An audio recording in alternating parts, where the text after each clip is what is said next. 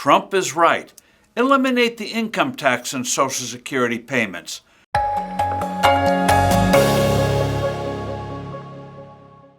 Hello, I'm Steve Forbes, and this is What's Ahead, where you get the insights you need to better navigate these turbulent times. Former President Donald Trump has broached the idea of getting rid of taxes on Social Security benefits. Critics immediately dumped on the idea, calling it an election year gimmick that would, if actually enacted, severely damage a system already in deep financial trouble. On paper, it would cost the key Social Security and Medicare trust funds more than $1 trillion over the next 10 years. This, in turn, would mean raising other taxes to make up the shortfall. Moreover, eliminating the tax wouldn't do much for economic growth. The naysayers are off base. Since the 1980s, individuals earning over $25,000 a year, couples $32,000 a year, are taxed up to 50% of their Social Security benefits. A few years later, that 50% level was boosted to 85% for people making over $34,000.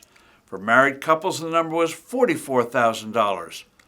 By the way, that 85% number was a cockeyed concoction of the Social Security Administration that has no real-world validity. Those thresholds have never been changed. If adjusted for inflation, that $25,000 threshold would be over $80,000 today.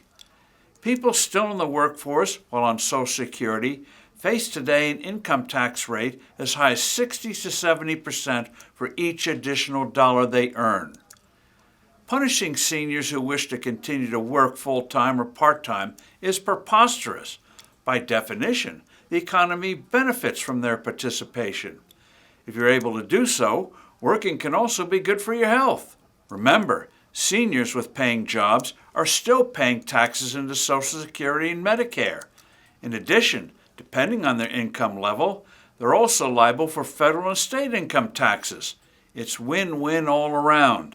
Nonetheless, naysayers persist in warning that dumping the tax on Social Security payments would bankrupt the principal trust fund here a year earlier, from 2033 to 2032, while shaving 6 years off the expected life of the Medicare Hospital Insurance Trust Fund, from 2036 to 2030.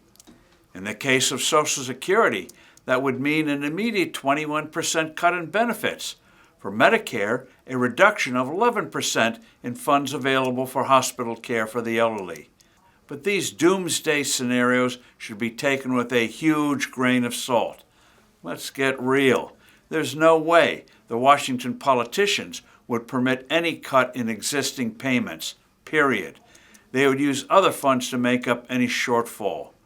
Moreover, these trust funds are actually a fiction. Those payroll tax dollars are spent immediately. The trusts are issued non-marketable Treasury bonds. When bonds are redeemed, the Treasury Department has to get the money, either through taxes or borrowing it by selling new bonds to the public. And this gets to two big points. First, achieving our historic economic growth rates through tax cuts, deregulation, and a sound dollar would put off those doomsday scenarios by a decade or more. Second, we should enact a new system for younger people, where those payroll taxes would go to individual 401k type of accounts. These participants would end up with benefits 3 times or more than the current system would pay out. I'm Steve Forbes. Thanks for listening. Do send in your comments and suggestions, and look forward to being with you soon again.